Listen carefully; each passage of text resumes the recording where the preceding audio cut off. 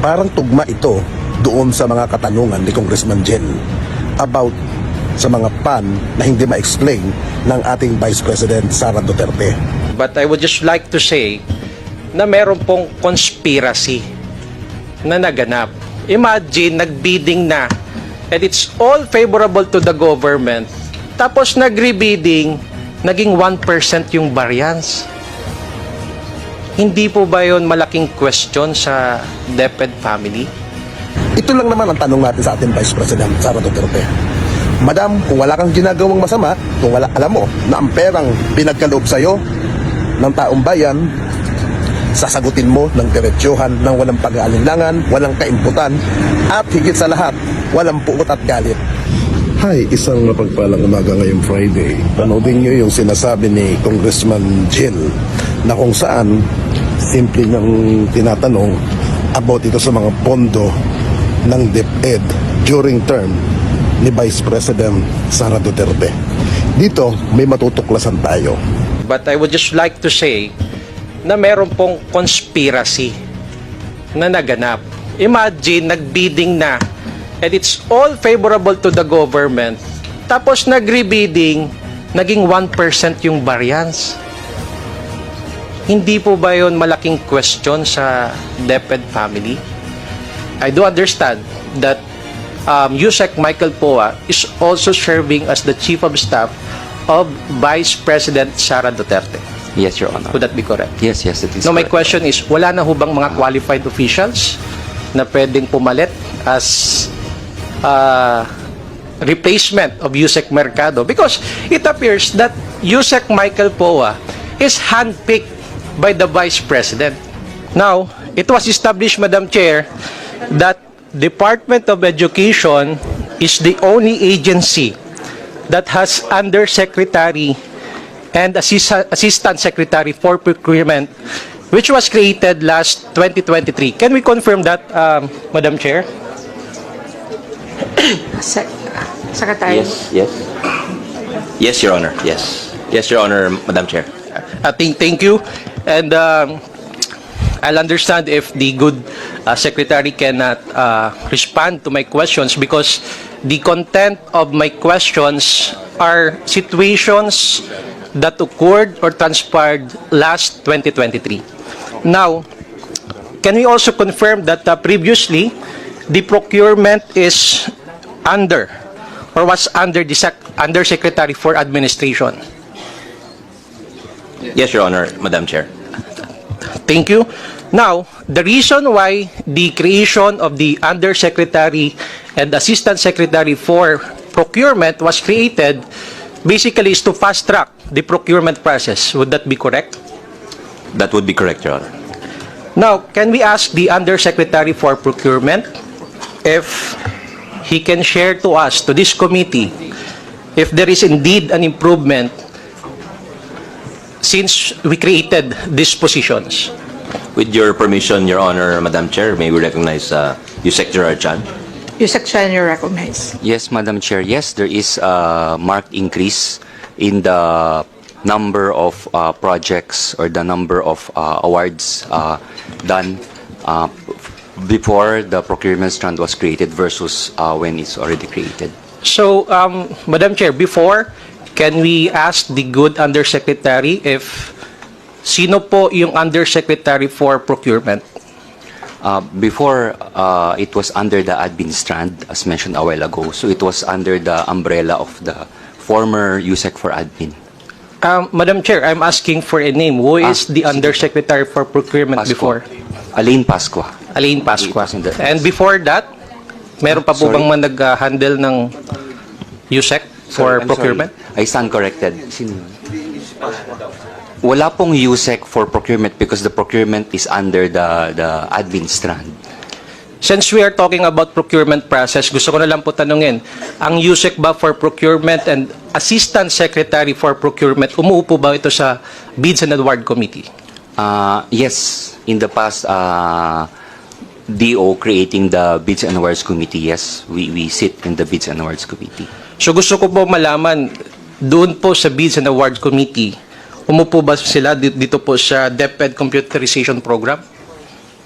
Yes, in the past, yes, yes. I ask that, and I would like to raise this concern, Madam Chair, because in 2022, yung pong DepEd computerization program in the form of e-classrooms, ito po yung laptops, TV, and charging battery, ang budget po dito is approximately 8 billion pesos. Now, meron pong mga sumaling bidders, no? Dito po sa pag-procure ng laptops and etc. And this was bidded out by 16 lots, but only 2 lots passed with 1 bidder. Now my question is, can I ask for the list of the bidders who joined and participated in this bidding? Yes, Madam Chair, we could provide you with a list of the people who joined in that bidding. Now, because, Madam Chair, I have an information that out of the 16, 14 lakhs were rebidded because the bidders were disqualified. Ngayon, ang tanong po, Madam Chair, pwede po ba malaman ang mga rason kung bakit na-disqualifika ito pong mga bidders na ito? Yes, Madam Chair. At the time of that bidding, I was not part of the BAC at the time, but I was part of I am the USEC for procurement, so I do monitoring of the procurement. There are various reasons kung bakit nag-fail yung mga ibang lots na yon.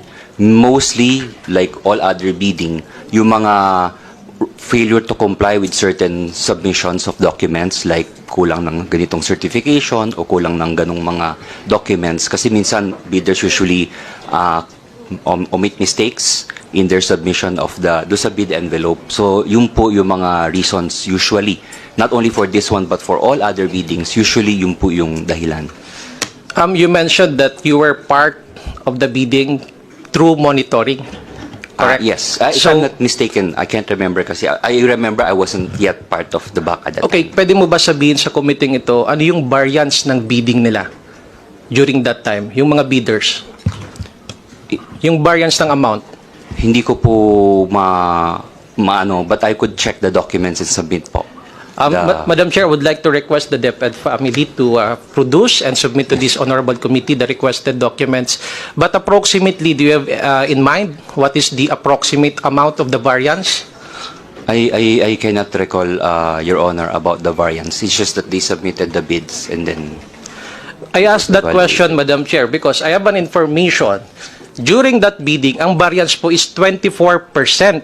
If this is translated into cash, this will amount to 1.6 billion pesos. Napakalaki pong halaga. Now, ang sunod ko pong tanong, since nagkaroon po ng failure to bid, ano po ang sunod na nangyari? Nagkaroon po ba ng rebidding? Yes, Your Honor. Okay. I have information, Madam Chair, na yung pong mga na-disqualify ng mga bidders na nabanggit mo na base doon sa mga sinubmit nila, incomplete documents, so nagkaroon po ng rebidding. Ngayon, ang impormasyon na nakarating po sa akin, ito pong mga disqualified bidders ay sumali po ulit sa bidding. And worst, Madam Chair, they all qualified in the bidding, but the variance during the rebidding is only 1%, Madam Chair. Nawala po yung 20% na supposedly na-save po ng gobyerno sa pag-procure po ng mga laptops. Can we know bakit po yun nangyari? Well, I can recall, Your Honor, kasi usually pag nagkakaroon ng rebid, not only in this one, as a general concept, pag nagkaroon po ng rebid, the bidders are able to correct their mistakes already. Kasi syempre, nakita na po nila yung pagkukulang nila, nakakapag-submit na sila kung ano yung kulang nung first round. Yes, but we're talking the bidding of the laptop. So, this is specific. Gusto ko lang malaman. Kasi sayang yun eh. 24% sana ang nasave ng ating gobyerno. Ito po ay nagkakahalaga ng 1.6 billion. So, nung nagkaroon ng rebidding, naging 1% na lang yung variance. So, ano po yung nangyari? Hindi ko po masabi or hindi ko po alam kung ano yung nangyari kasi po sa mga bidders po yon kung paano sila magbid. Ang aming pong role kasi is i-evaluate yung mga documents. So ang aking masasabi lang by way of, as a general concept is during the rebid, they are able to correct their mistakes. And during the rebid, sometimes prices might have changed. there are maybe many other factors. Let's say if it's imported, there are foreign exchange implications, or sometimes customs duties and all that. Nagbabago-bago po. There are many factors po. Minsan logistics cost and all that. So yun po, I'm just answering on a based on theory kung ano po yung posibleng mga factors which will cause na during rebid nagbabago yung presyo, at usually nagbabago rin po yung dokumento na sinasubmit po nila. Okay, so nabanggit nyo kanina na you were monitoring of the bidding. Ngayon, pwede ko ba malaman sino po yung head of the procuring entity during the first bidding? Ay,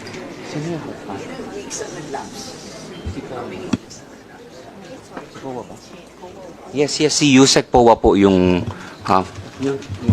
Hope po at that time. Sino po? Si Yusek, former Yusek Michael Powa. No, prior to Yusek Powa, sino po yung originally assigned na head of the procuring entity during the first bidding? First bidding po ito, Yes po. First bidding.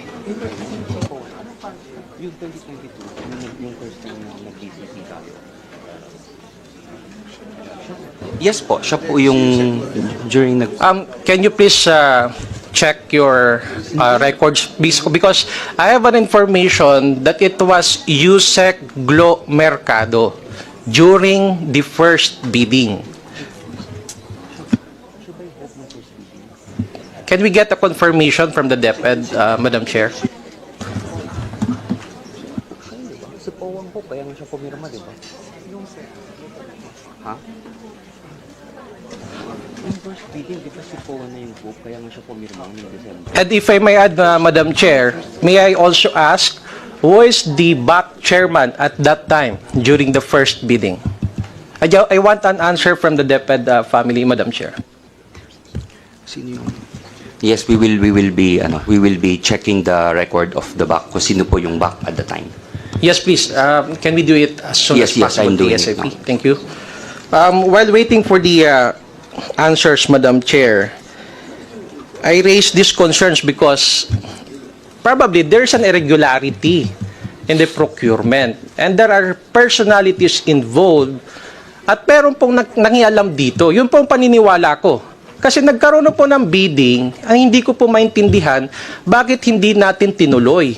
Sayang po ng 1.6 billion na masisave po ng ating gobyerno kung sabihin na lamang natin na ang laptop is worth 100,000, ilang laptops na po ang mabibili nun?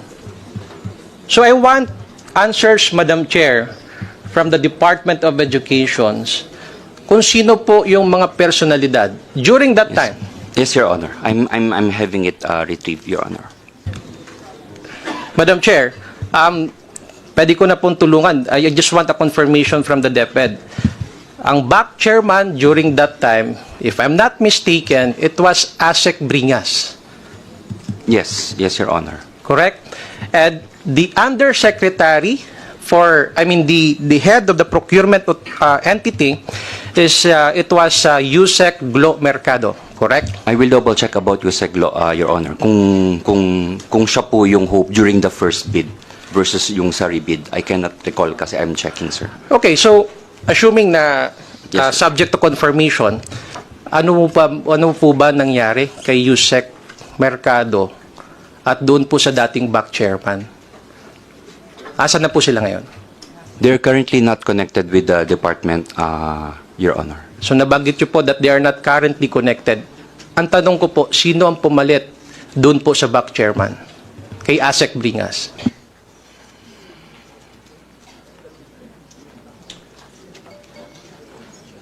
Asek Bringas. Sorry, I'm checking, Your Honor.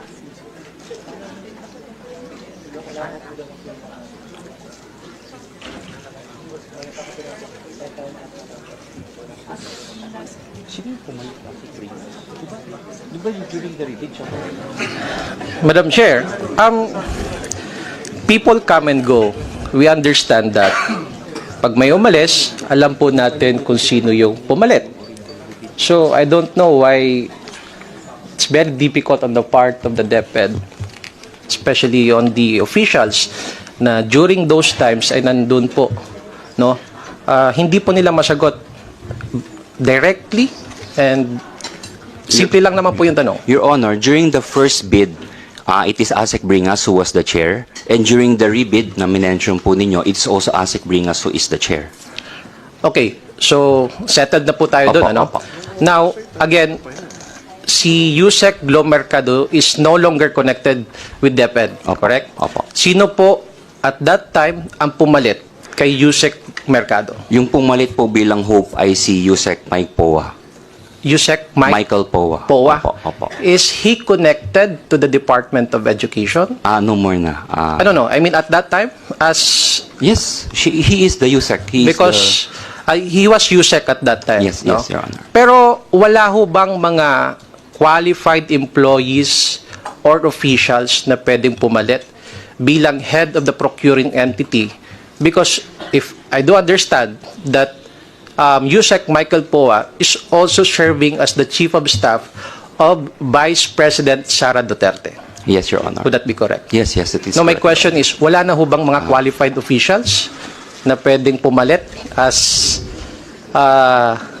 replacement of Yusek Mercado? Because it appears that Yusek Michael Poa is handpicked by the Vice President. Yes po. At the time po, siya po yung pinili bilang Hope, head of the procuring entity. Siya po yung inappoint bilang head of the procuring entity. Normally naman po, ganun po yung sistema. Usually, the secretary will appoint someone bilang Hope. So, yun po siya po yung ina-appoint at that time.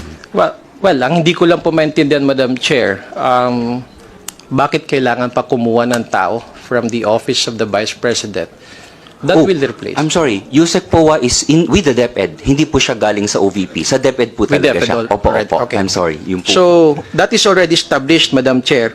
And now, can we ask the explanation kung bakit doon sa rebidding, naging 1% na lang yung variance?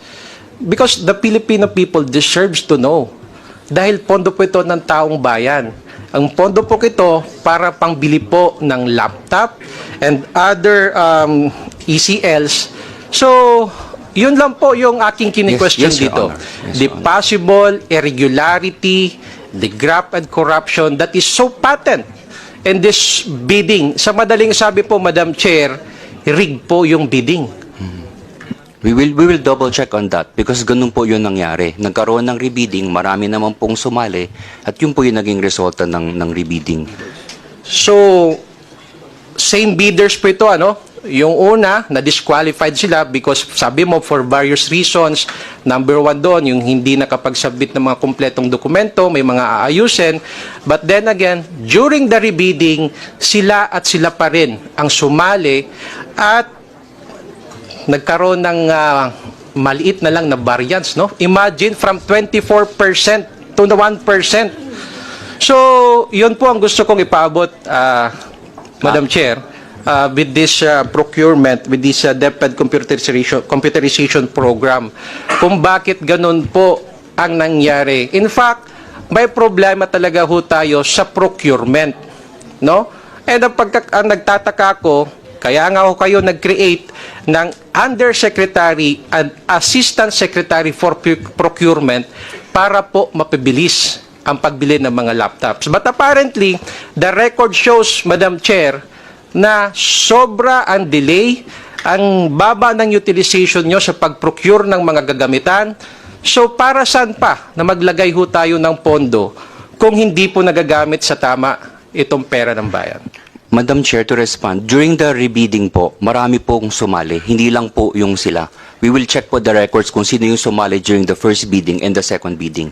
But for sure, during the second bidding, marami pong sumali, hindi lang po yung mga na-disqualify yung sumali po. Sige, makikita ho natin yan sa mga dokumento na isusumito nyo po sa Committee on Appropriations. Kasi ang napakalinaw dito, bakit tumas yung presyo? No? Kaya nga nagkaroon na lang ng variance na 1%. Opo. So, on to my next topic, Madam Chair. Ito naman po regarding pa rin sa DepEd Computerization Program. In 2023, the allocation for it is 11 billion. And the 2024 is 4 billion, no? And may ini-implement na po kayo na tinatawag na Early Procurement Arrangement, EPA. Can you please tell us briefly what is this EPA all about? EPA is basically the concept na pwede ka na mag-procure, i-start yung procurement process even before lumabas yung GAA. Kaya po siya tinawag na EPA. So pwede mo siyang i-conduct yung the whole bidding process except yung pag-award. Kasi hihintayin mong lumabas yung GAA bago mo siya i-award. Yung po yung tinatawag na procurement short of award. So that's basically it. So hindi na natin hihintayin na mapirmahan yung GAA by January, as early as August or September, nag-uumpisa na po yung proseso. Anyway, may nakaligtaan lang ako doon regarding doon sa last natin na pinag-usapan. You mentioned that you were monitoring the bidding, right? And then at that time, nagkasabay pa po kayo ni Yusek Mercado. Tama? Sa DepEd. Opo. So pwede ko ba malaman ano ho nangyari kay Yusek Mercado? Bakit hindi na po siya connected sa DepEd? Ano nangyari kay? Hindi. Ang pagkakaalam ko, yung pagkakaalam ko po is nag-retire na po siya. How about Asek Bringas? Si Asek Bringas po, Also resigned, Your Honor. They both resigned from the department, Your Honor. Both Asik Bringas and Yusek Mercado have resigned, Your Honor. Thank you, Secretary. So, going back to Yusek Mercado, sabi niyo po, nag-retire? Tama po ba yun? po yung pagkakaalam ko. Yun po yung pagkakaalam nyo. Opo. Pero may mga balita ho kasi na nag-resign. Okay. I stand corrected with the case of Mercado. She retired. It's Bringas who resigned, Your Honor. It was Bringas. Alright. So, again, going back to Yusek Mercado, ano po ba nangyari? Ulit? Nag-retire? Nag-retire po. She retired, Your Honor. And it was Asek Bringas who resigned. Yes, Your Honor. Bakit ho kaya nag-resign? Alam niyo ba yung rason kung bakit? I think she wanted to pursue other things. She mentioned there's a school, wanted to start a school in Abra. It's one of the things. So I think maybe wanted to move on professionally, Your Honor. Yeah. So, what is clear right now is that Yusek Glo is no longer connected in DepEd, and she was occupying that position during the first bidding. No, so I will no longer pursue my next topic, Madam Chair. But I would just like to say na meron pong conspiracy na naganap. Imagine, nagbidding na, and it's all favorable to the government. Tapos nagre-bidding, naging 1% yung variance. Hindi po ba yun malaking question sa DepEd family? So, madaling sabi dito, Madam Chair, tumaas ang presyo ng laptop, and it is because of conspiracy of the people behind in this bidding of laptop. Probably, Madam Chair, involved dito ang mga nakaupo sa back, and of course, yung head of the procuring entity. And I would like to manifest, Madam Chair, that this warrants an in-depth investigation, probably in a proper committee, no, after this budget hearings, Madam Chair. So my time is already end, Madam Chair. I just would like to express my support to the budget of the Department of Education, and in the proper time, I will also support for the increase of the budget of the Department of Education. Thank you, Madam Chair. Dito, nagkaroon tayo ng eksklusibo na nagkaroon ng mga document. Parang tugma ito doon sa mga katanungan ni Congressman Jel about sa mga pan na hindi ma-explain ng ating Vice President Sara Duterte. May kinalaman kaya itong mga document na ito? Pakitignan po natin. Baka ito po ang kasagutan. Ngayon mga kaibigan, hindi kaya itong mga nakuha natin document, itong katanungan ni Congressman Jel ay tumutugma ba dito sa document nakalakip ng bidyong ito? Kaya napakahalaga na magkaroon tayo ng isang transparency. At for me, maganda rin ang mga ginagawa ng mga congressman na kung saan inaalam tinatalakay ang usapin para sa pundo ng sambayan ng Pilipino. Dahil unang-una nga, kung wala kang itinatago, wala kang ginagawang masama. Pag ang katanungan ay part ng iyong trabaho, dapat sagutin. Ngayon, kung alam mo may ginagawa kang kabalbalan, mahirap talagang sumagot. Dahil alam mo na ikakasira mo, alam mo na ikakapahamak mo. Ito lang naman ang tanong natin sa ating Vice President Sara Duterte. Madam, kung wala kang ginagawang masama, kung wala, alam mo na ang perang pinagkaloob sa'yo ng taong bayan, sasagutin mo ng diretsyohan, ng walang pag-aalinlangan, walang kaimputan, at higit sa lahat, walang puot at galit. Sabi nga ng mga matatanda, pag ikay humingi ng pera, normal sa taong hinihingian mo, na tanungin ka saan mo dinadala ang perang pinanghihingi mo. Kaya, karapatan ng bawat Pilipino na malaman kung saan mo dinadala.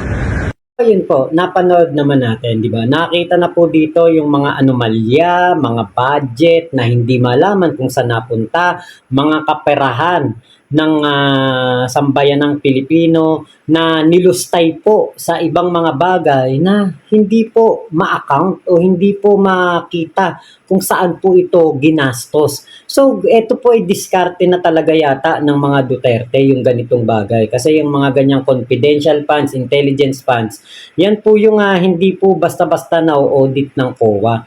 Pero, di ba, parang nakalimutan yata ni Sara Duterte na meron pa ring paraan para po ito ay mahanap at malaman kung saan po ito nilustay. Ngayon, dito po sa pangyayari na ito, isa lamang ito sa mga kumbaga po atin pong napagtanto na matagal na po tayong niloloko talaga nitong mga Duterte nito. Ito pong kanilang ginagawa na ito ay kumbaga talagang talagang panlilin lang. Yung mga pera na hindi po na natin malaman kung saan napunta noong panahon ni Duterte, nauulit dito kay Sara. Katulad noon, panahon ni Duterte, 51 billion para dun kay Pulong Duterte sa Davao City. Diba? Imagine niyo 51 billion sa loob ng 3 taon, hindi rin maipaliwanag ng maayos kung saan napunta.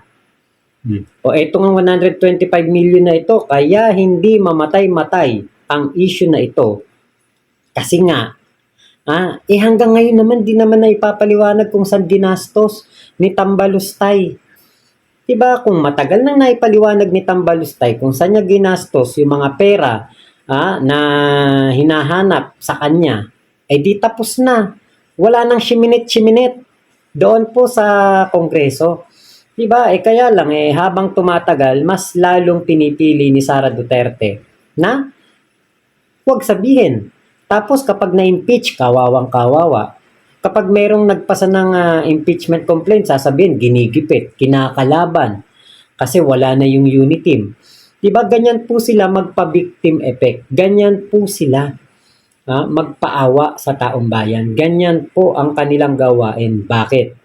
Kasi nga po, sila nga po ay mga mapanlin lang. Di ba? Kunwari, aping-ape, kunwari, kinakawawa, kumbaga, inaagrabyado, pero yun pala. Di ba?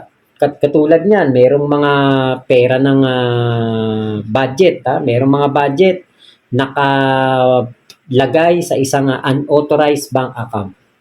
200 plus million. 200 million. Plus. Tapos, merong mga proyekto para sa classroom, hindi rin natapos.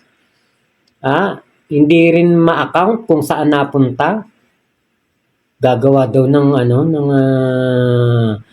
classroom. Pero nasan yung mga classroom? Bakit hindi natapos? Nasan yung pera? Hindi ma-account. Hinahanap po ng COA. So ito lang po yung mga katotohanan lumalabas, di ba? Walang lihim na hindi nabubunyag. Akala yata nitong si BP Sara kapag umuwi siya galing ng abroad, galing ng Germany, nagpakasarap siya doon, pagbalik niya at nagbunga nga siya, naggalit-galitan, pinuna ang ginagawa ng ating gobyerno, ng ating Pangulong Bongbong Marcos patungkol sa flood control project. Diba? akala niya hindi ito may isip ng COA yung kanyang mga kamalian. Kala niya, yung pamumuna niya, matatakpan yung kanyang mga kapalpakan. Ito nga, puna ng puna si VP Sara sa ginagawa ng ating gobyerno. Pero siya pala yung merong inililihim na napakalalaking mga halaga ng pondo na hindi maipaliwanag kung saan nagastos, kung saan napunta. Tapos ang sisi kay PBBM, di ba? Ganun naman palagi eh. So, ito po, taktika to. Talagang ito po ginagawa ng mga Duterte para po malusutan nila ang mga nangyayaring mga nawawalang mga pondo para hindi na mapaliwanag, para hindi na po sila ma-question. Diba? Ganun lang po kadali ang kumbaga na ano natin, na pagtanto natin.